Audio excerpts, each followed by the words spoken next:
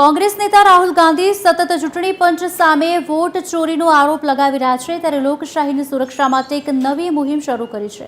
તેમણે વોટ ચોરી વિરુદ્ધ અવાજ ઉઠાવીને ચૂંટણી પંચ સામે ડિજિટલ મતદાર યાદી સાર્વજનિક કરવાની માંગ કરી છે।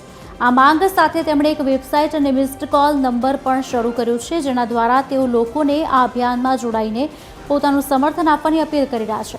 તેમનું કહેવું છે કે સ્વતંત્ર અને નિષ્પક્ષ ચૂંટણી માટે સાફ સુથરી મતદાર યાદી અનિવાર્ય છે। પારદર્શિતા લાવવા માટે ડિજિટલ મતદાર યાદી જાહેર કરવા જરૂરી છે, જેથી સામાન્ય જનતાને રાજકીય પક્ષો વચ્ચે તેનું ઓડિટ થઈ શકે।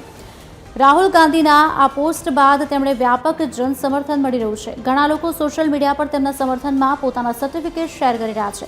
જો કે તેમના આ આરોપ પર ચૂંટણી પંચે તેમની પાસેથી એક ડિક્લેરેશન માંગ્યું છે।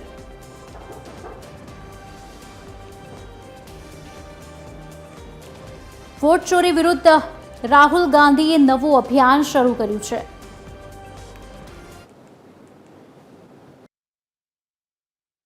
It is critical that we expose voter चोरी।